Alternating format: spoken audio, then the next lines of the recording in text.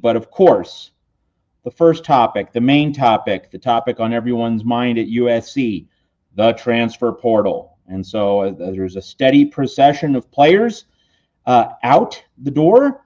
And Ethan and Crash, we'll get into the specific names as we go along. We can deal with each name.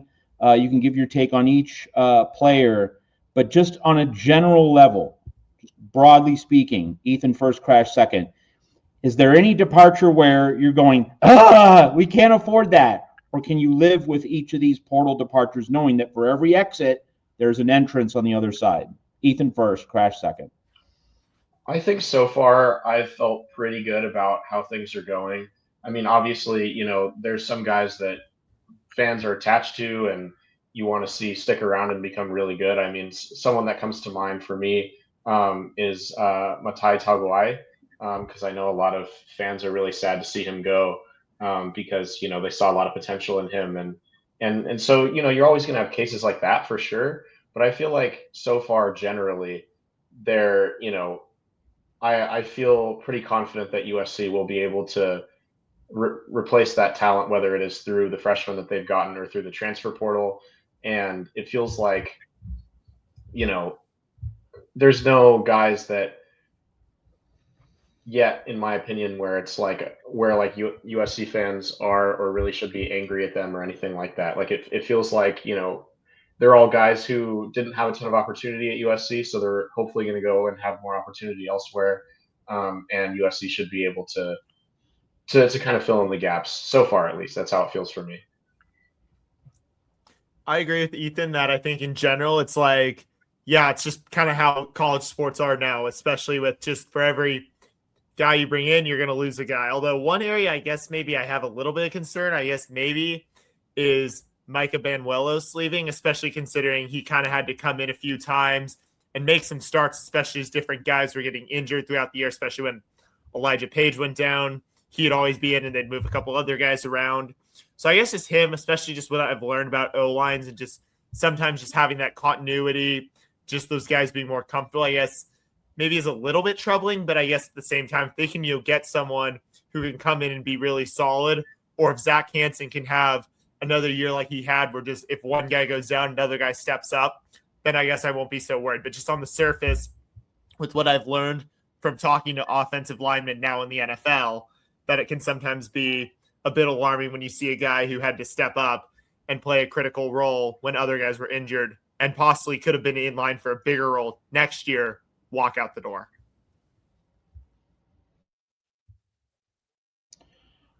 So, continuing this conversation, is there a position group where, departures leave you concerned generally in terms of the depth in that room? Obviously, again, portal pieces, it's a study in moving parts.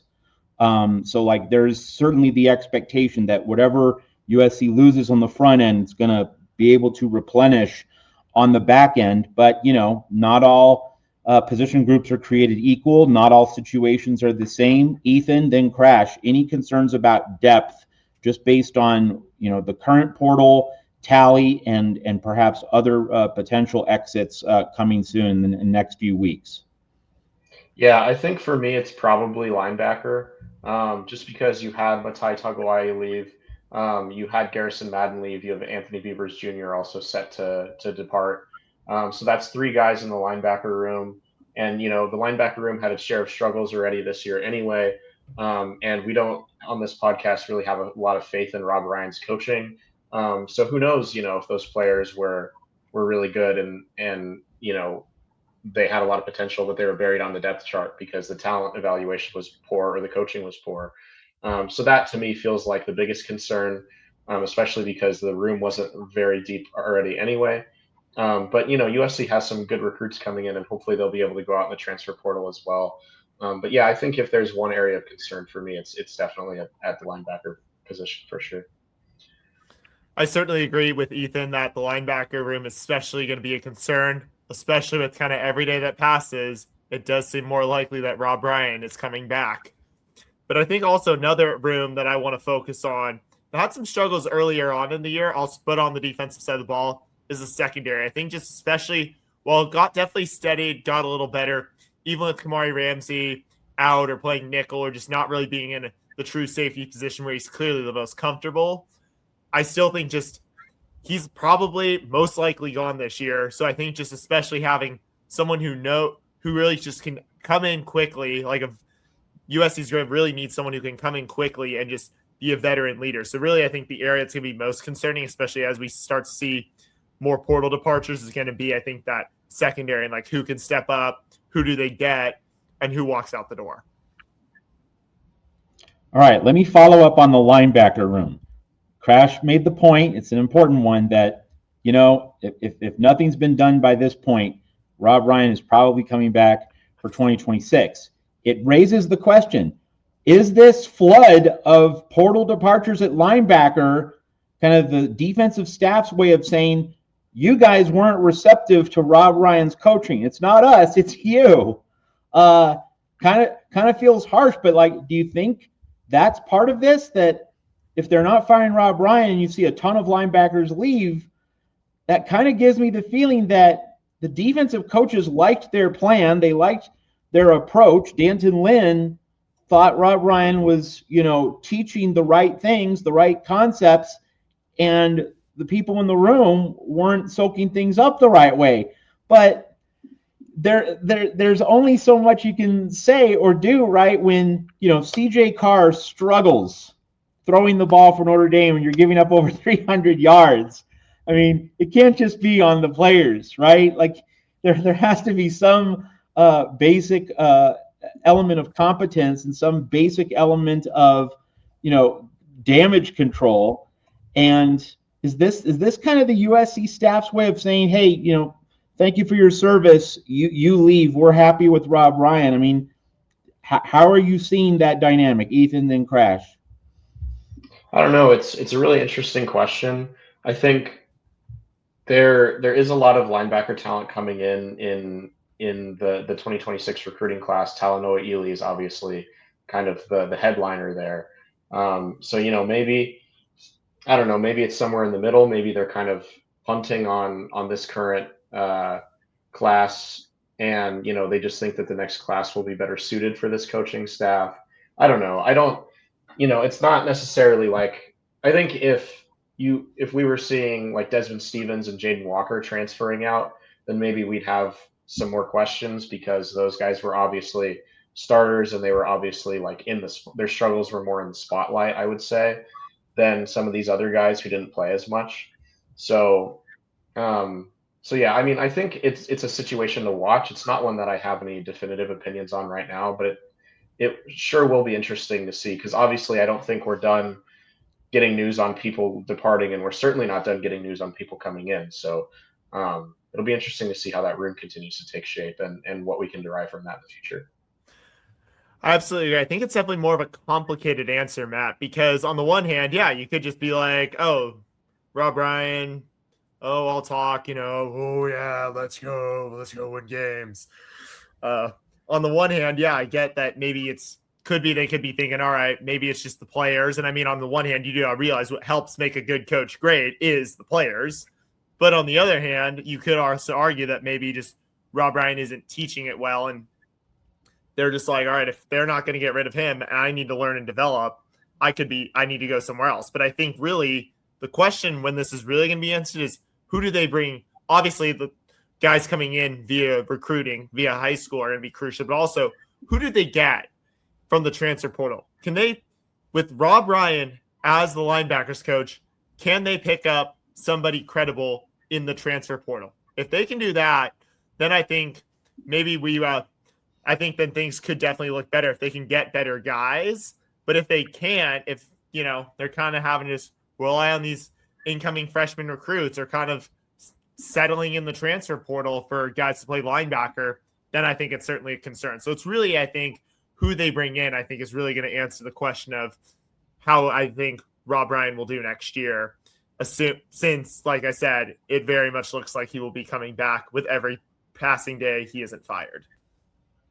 All right, another basic transfer portal question that we have to ask, and you know, if players or friends of players are watching this, none of this is meant as an insult. You know, coaches are making evaluations This is a cutthroat business. Coaches are going to say that some players are valued enough to stick around. Some other players is, you just need to seek an opportunity elsewhere. Good luck. Thank you for, being part of our program. So it's not an insult to explore this. This is just the cold, cruel, calculating reality of player evaluation. Is there any player that you would actually want to see transfer out with the expectation or hope that a better piece comes in? I would imagine that most of these are on the defensive side of the ball, given what we saw this past season. But there's also the competing thought process on the other side of it, that this was a young defense. It took a long time to soak up concepts, and maybe next year is the leap year. Next year's the year for the growth, the bounce.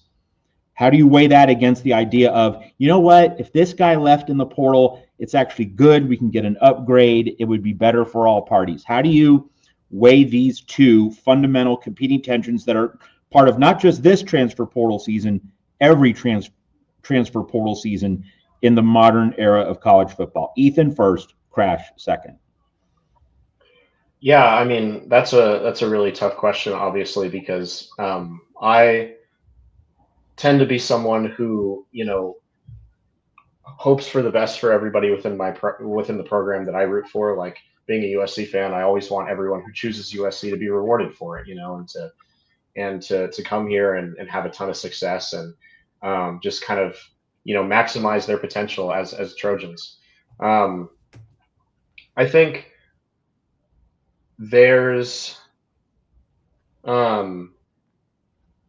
think it's hard for me to pick out any one player who, I think it would be better off transferring, just because it is most of the players who I would highlight had a lot of struggles this past year are all really young, and also I don't know if they even would have played if USC hadn't have had injuries, because a lot of them are in the secondary, like Marcellus Williams and Braylon Conley, who is transferring out, and others kind of in that category.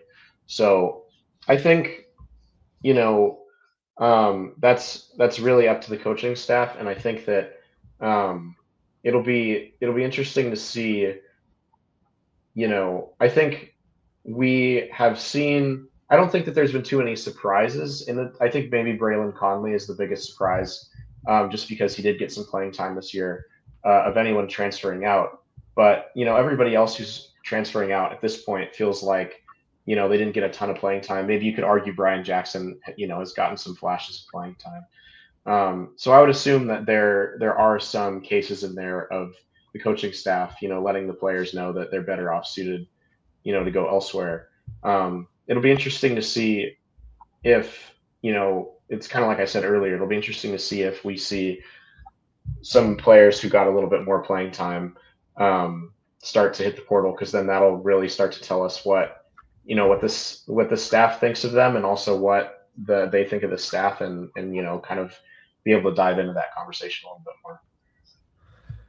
I'm with Ethan, Matt, where I think it's kind of tricky for me to just kind of point out one guy. Obviously, I think I care a lot about him, especially since they, go to USC. Like Ethan said, as a fan, it's like you want to see those guys who pick USC be rewarded for it. I think Ethan makes a great point there. But at the same time, I think it's also kind of tricky where it's like sometimes you're like wondering, like you said, Ethan, guys are young, guys can develop. Sometimes it just takes that year of getting into college. That said, though, I think kind of if there are guys who are leaving either due to lack of playing time or just inconsistent play, I guess I can kind of see that, especially if, it was kind of a guy that kind of struggled, or just, especially if, USC has someone promising that they think they can land and bring in. But that said, though, I think it's kind of tricky to kind of put any specific names, especially because you kind of want those guys who've bought into the vision, bought into USC to be rewarded. I think Ethan makes a great point there. So I think it's kind of tricky to name anyone, but I'm not opposed if, it does, I guess, I'm sorry if this sounds a little heartless, comes kind of at that cost of, getting, I guess, an upgrade, you could say, a better player, someone who can come in and immediately make an impact, especially on the defensive side of the ball, where it's going to be very critical in year 5 for Lincoln Riley. All right, Austin G here, and also Bob Springer have both made this point in the chat. Let's address it. Interior defensive line is the problem. It's tough to play linebacker with DTs pushed in your lap. You know, I'm not criticizing anything here. I'm just pointing out that didn't seem to be the flow of the conversation over the course of the season, that the linebackers were basically being left hung out to dry by the defensive line. I'm not pushing back against that. I'm just saying that in real time, when we reviewed the Illinois game, when we reviewed the Notre Dame game, when we reviewed the Oregon game, obviously the defensive line was not up to standard, not even close in each of those games. But the way we talked about those games, the three of us, and the way fans reacted to those games, that was not really the sense I got from how the USC community was processing those games relative to the linebacker unit. There was a sense that the linebackers were not wrapping up, that they were not making tackles when they were there to be made. Absolutely, the defensive line put the linebackers in difficult situations on a relatively consistent basis. But that wasn't the whole story, and it didn't feel like the final verdict on the linebacker room, that if the defensive line was better, well, then the linebackers would have been fine. That's not how it was at the time. Again, I'm not criticizing what was the reaction or what was the general consensus at the time in early October, in late October after South Bend, in mid-October after Eugene, the trip to Oregon. I'm just saying that's what it was. That was the response. I didn't see people approving of Rob Ryan's job performance during the season, as though this is all Coach Henny's fault. And Rob Ryan was holding up his end. I'm just saying, again, not being critical of anyone here, just that wasn't the immediate reaction. So I'm just saying what I'm seeing from Austin, what I'm seeing from Bob Springer, to me, represents a shift in the conversation.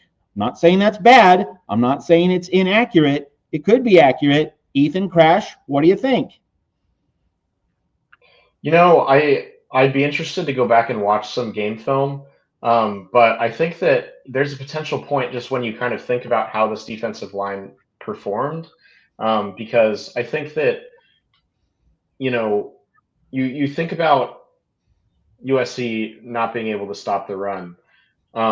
And there were some games where it felt like it was pretty clearly a linebacker problem. Like the Oregon game comes to mind because it felt like Oregon ran like maybe 15 to 20 outside runs in that game, and USC didn't stop a single one. Like that felt like a linebacker problem to me, just because obviously it's not the defensive tackle's fault if they're not positioned on the outside, they can't get there. But at the same time, you think about the Notre Dame game, and what was so frustrating about that one, and to some degree the Illinois game as well, is that Notre Dame wasn't running anything particularly complicated. It was just kind of Jeremiah Smith up the gut, or Jeremiah Love. Sorry, yes, Jeremiah Love. We don't want to give Jeremiah Smith any more recognition or attention than he deserves. Damn it! No, I have Jeremiah Smith on the mind. I have Jeremiah Smith on the mind because I wrote about him earlier today at Trojans Wire. We all do. Go check that out. Because he needs to lose. He needs to lose that award vote. Speaking of Jeremiahs who are up for an award, Jeremiah Love. He was just, he was running it up the gut, and it wasn't really particularly complicated, and USC was getting bullied on the defensive line.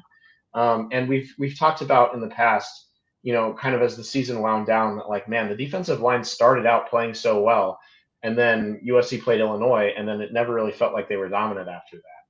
So, and then I think another thing that I think about when I think about Austin and Bob's point is just the players who make up USC's defensive tackle unit. And, it feels like Jakeem Stewart showed flashes, and it feels like Devin Tompkins showed flashes, and then it feels like everyone else was relatively disappointing. I mean, Jamal Jarrett was hurt for most of the year. I know Keyshawn Silver was in and out with some injuries, but even when he did play, he kind of fell down the depth chart. Floyd Boucard obviously was dealing with some injuries too. And then now you have Carlon Jones leaving, Abasiri, another guy who's just kind of, neither here nor there. So, I mean, yeah, I think it certainly could have an impact. I think I would hesitate to say that the linebacker play was all the defensive line's fault because, like I said, there's clearly some games in my mind where that can't have been the case because it was outside runs over and over and over again that USC was just out of position on.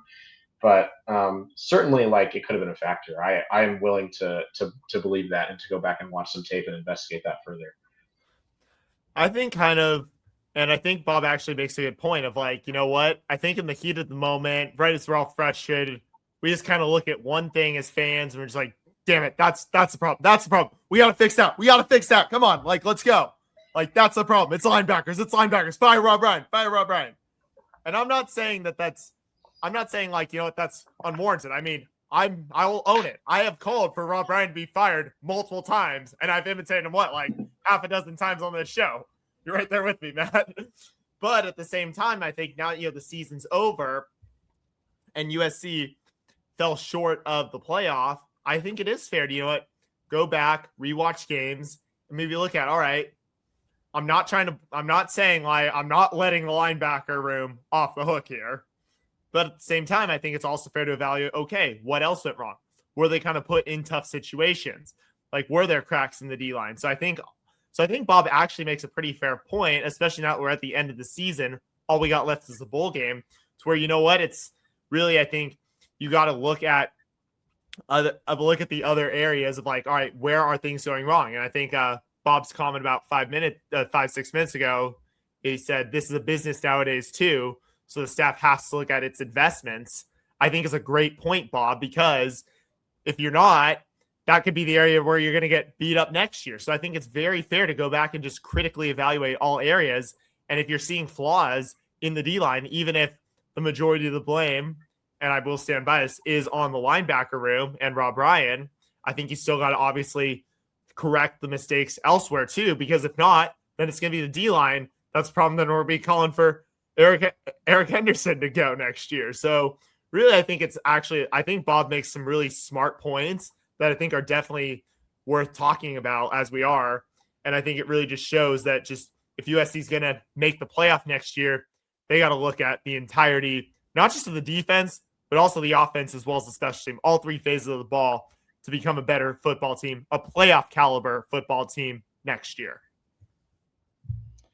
Where now again, I've noted a shift in the conversation. I'm not saying it's bad, and where I'm definitely 10,000% in agreement with Bob Springer and Austin G is that defensive line is the most important unit on the 2026 USC roster by far. It's not even close.